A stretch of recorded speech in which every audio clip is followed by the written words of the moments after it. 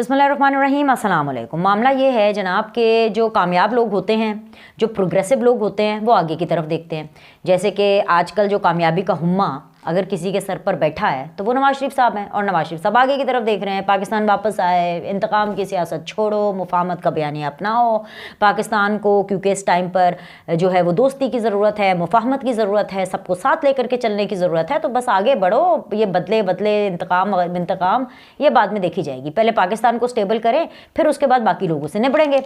अब इस चक्कर के अंदर जो नवाज शरीफ साहब हैं वो APC का भी एहतमाम कर रहे हैं, और इसकी ज़िम्मेदारी उन्होंने इसहाक डार साहब को दी है।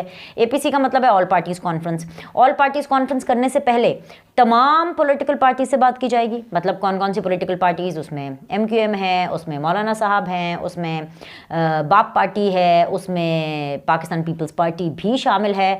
और सबसे बड़ी खबर जो मेरे और आपके लिए तो शायद इतनी ज़्यादा बड़ी ना हो, लेकिन इमरान खान के लिए बहुत बड़ी खबर होगी कि वो पाकिस्तान तहरीके इंसाफ के साथ भी बैठने और मुलाकात के लिए तैयार हैं, और इस हवाले से भी जो पॉइंट्स हैं वो एजेंडा में शामिल कर दिए गए हैं। इसहाक डार साहब की जिम्मेदारी लगा दी गई है।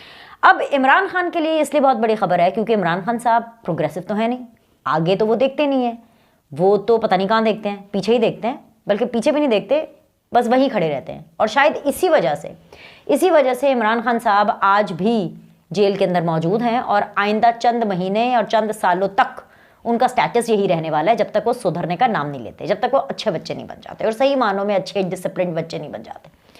अभी क्या है कि लोग आगे बढ़ रहे हैं, लेकिन इमरान खान साहब अपनी वही घिसी पिटी पुरानी जो कैसेट है, जो रिकॉर्डिंग है, वो ही बार बार प्ले करते जा रहे हैं। उनके जो वकील हैं गौहर खान साहब, वो आए और मीडिया से गुफ्तगू करने लगे, और मीडिया को उन्होंने बताया कि जी इमरान खान साहब का पैगाम क्या है।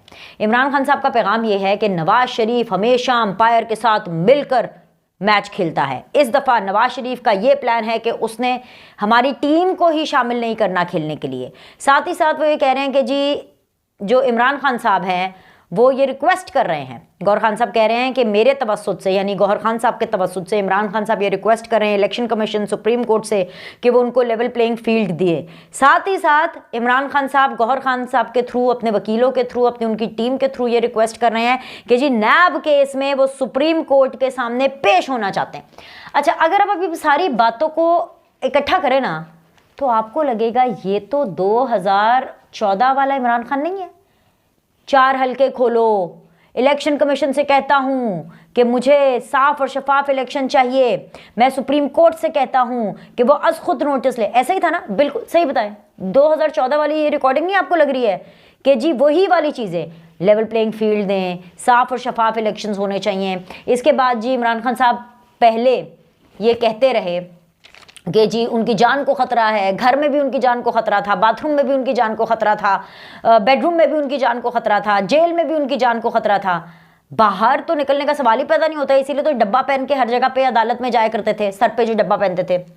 अब वो ये कह रहे हैं कि जी मैंने सुप्रीम कोर्ट आना है, इंतज़ाम किया जाए। हाँ जी, महात्मा साहब ने आना है सुप्रीम कोर्ट नैब केस में, अब इंतज़ाम किया जाए। मतलब इमरान खान साहब अभी भी अपना फरमाइशी प्रोग्राम क्यों चला रहे हैं? कोई अक्ल, समझ, जिम्मेदारी, मैच्योरिटी, कोई अंडरस्टैंडिंग है इनको कि मतलब ऊपर का हिस्सा इमरान खान साहब का फारिग हो चुका है, या फिर एक्चुअली वो इस नशे में है कि उनको पता है कि वो अभी भी किसी को डिक्टेट कर सकते हैं। तो भाईजान वो तो अभी अपने आप को भी डिक्टेट करने की पोजीशन में नहीं है। तो ये बातें इमरान खान साहब कैसे कर लेते हैं? मतलब मैं तो सिर्फ उनसे पूछूंगी, गौहर खान साहब आप खान साहब से, इमरान खान साहब से जाके पूछें कि बीनर सलीम साहिबा ये पूछ रही हैं कि खान साहब आप ये कैसे कर लेते हैं? पुरानी कैसेट, पुराना मंजन बेचना, पुरानी रिकॉर्डिंग्स बेचना, पुरानी बातें बार बार करना, और इसलिए कि आप शायद ये भूल जाते हैं कि बीच में कुछ सालों के लिए आप मुल्क के वजीर आजम भी बने थे, तो तब आप ये सिस्टम ठीक कर लेते ना।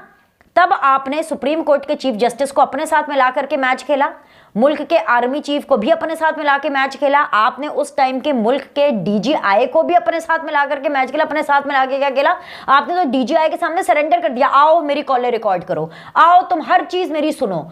आपने फौजियों को लगा दिया पार्लियामेंट का सेशन का कोरम पूरा करने में, आपने फौजियों को लगा दिया तमाम तर बिल पास कराने में। तो आज आप किस मुंह से ये बातें कर रहे हैं? किस मुंह से कर रहे हैं ये बातें? और इमरान खान के लिए जो खबर है ना कि जो -PTI जो नवाज शरीफ ने मुलाकात करनी है, उन तमाम लोगों से जो 9 मई से अपने आप को डिटैच कर रहे हैं पीटीआई वाले, उन तमाम लोगों से जिनका उस 9 मई वाली पीटीआई के साथ कोई ताल्लुक नहीं है, उन तमाम लोगों को जिनके ऊपर कोई केसेस 9 मई के हवाले से या करप्शन वरप्शन के इस किस्म के केसेस नहीं चल रहे हैं, जो कि बदला लिस्ट में नहीं है, जिससे रियासत पाकिस्तान ने बदला लेना है। क्यों बदला लेना है? क्योंकि उन्होंने पाकिस्तान का मजाक उड़ाया, उन्होंने पाकिस्तान को नुकसान पहुंचाया, उन्होंने फौजी तंजीबात को नुकसान पहुंचाया।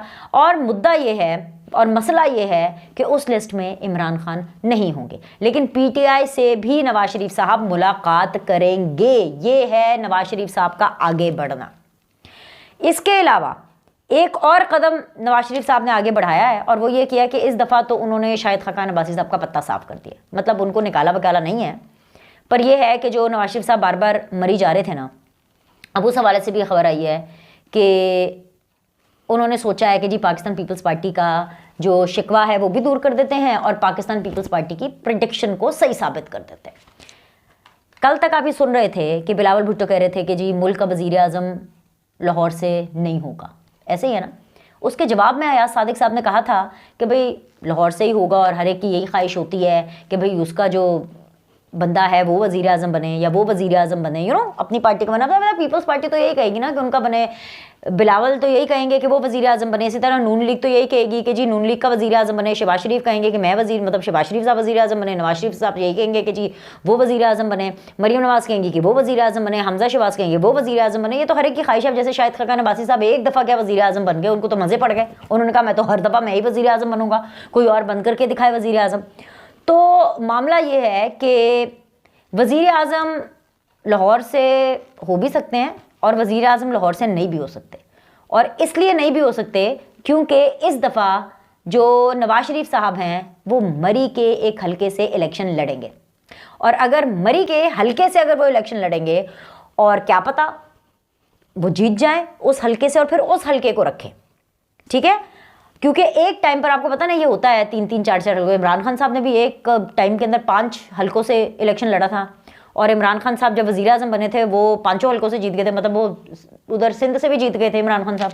हालांकि सिंध में उनकी पार्टी का क्या हाल था सबको पता था, लेकिन तब इमरान खान का तूती बोल रहा था, तब उस टाइम पर वो हवा थी कि भाई इमरान खान को जिताना है। इसी तरह शहबाज शरीफ साहब भी बहुत हल्कों से इलेक्शन लड़ते हैं, नवाज शरीफ साहब भी 2-3-4 हल्कों से इलेक्शन लड़ते हैं। तो इस दफ़ा जो नवाज शरीफ साहब हैं वो मरी से भी एक इलेक्शन लड़ेंगे और मरी में वो जीत जाएंगे। एटलीस्ट शाहिद खाकान अब्बासी साहब के मुकाबले में उनको बहुत ज़्यादा वोट मिलेंगे, और वो इसलिए क्योंकि शाहिद खाकान अब्बासी साहब अपने हलके में लोगों के काम नहीं कर रहे, ठीक है।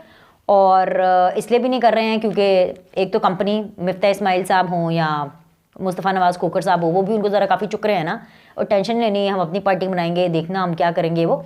तो मामला ये है कि शाहिद खाकान अब्बासी साहब पता नहीं अपनी पार्टी बनाएं नहीं बनाएं, जाएं नहीं जाएं, ये उनकी कॉल है और ये हर एक का राइट होता है।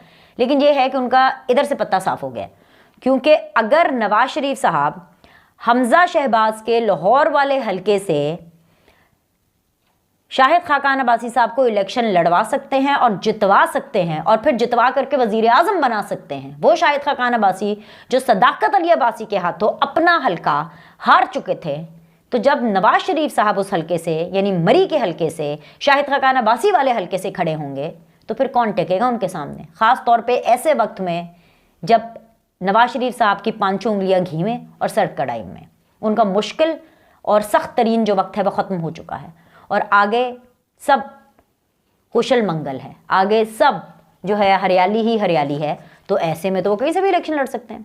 सो भाईजान ये कुछ इंपॉर्टेंट खबरें थी जो मैंने आपके सामने रखनी थी। ऐसे में पाकिस्तान का जो सियासी मंजरनामा है बहुत इंटरेस्टिंग है और ये देखने में बहुत मज़ा आएगा कि जैसे जैसे इंडिविजुअली मीटिंग्स होंगी नवाज शरीफ साहब की हर पॉलिटिकल पार्टी के साथ, फिर वफूद के लेवल पे मीटिंग्स होंगी हर पॉलिटिकल पार्टी के वफ्द के साथ, और उसके बाद एक APC होगी जो कि एक ग्रैंड डायलॉग होगा इलेक्शन से पहले। तो बड़ा मज़ा आने वाला है, ये मंज़र बहुत हसीन होने वाला है। तो इस सब मंज़र को हम मिलकर के एंजॉय करेंगे। अभी के लिए लाइक करें, सब्सक्राइब करें। आपसे अगली वीडियो में मिलते हैं।